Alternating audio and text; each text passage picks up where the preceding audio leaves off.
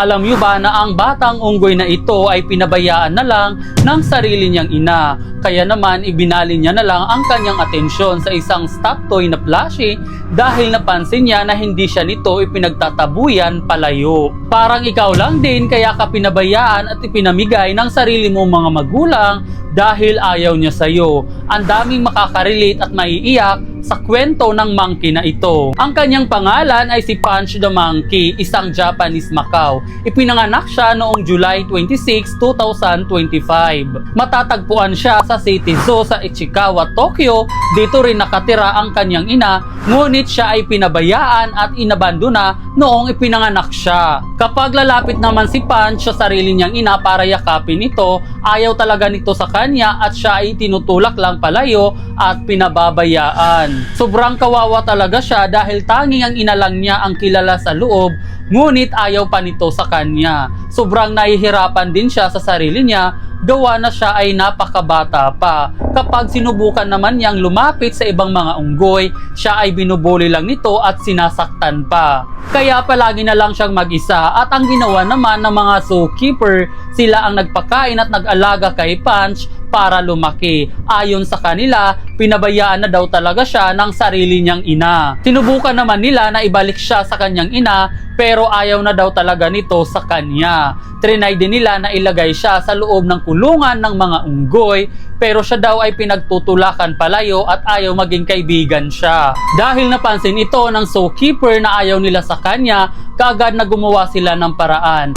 Dito binigyan nila ng plushie na stop toy si Punch para man lang maibsan ang kanyang kalungkutan. Kaagad naman na nilapitan ito ni Punch, kinuha at niyakap. Palagi niya rin ito dala-dala kahit saan siya magpunta. Sa isip niya siguro, siya lang yung tumanggap sa kanya at hindi siya ipinagtabuyan. Kanyang iniisip siguro na ina niya ito, inaamoy-amoy niya at laging katabi tuwing siya ay natutulog. Sa ganitong paraan, siya ay naging masaya. Like para ba siyang isang bata na may dalang laruan na ayaw niyang bitawan kahit anong mangyari. Isang araw, may mga taong nagpunta sa zoo, agad na nakuha niya ang atensyon nito dahil nagtataka sila bakit palagi siyang mag-isa at may daladalang stop toy kahit saan magpunta. Agad na kinuna nila ito ng video, in-upload at nag-trending sa social media. Kaya nag-trending yung mga video niya dahil maraming mga tao ang nagtataka na bakit nga ba may daladala siyang stop toy.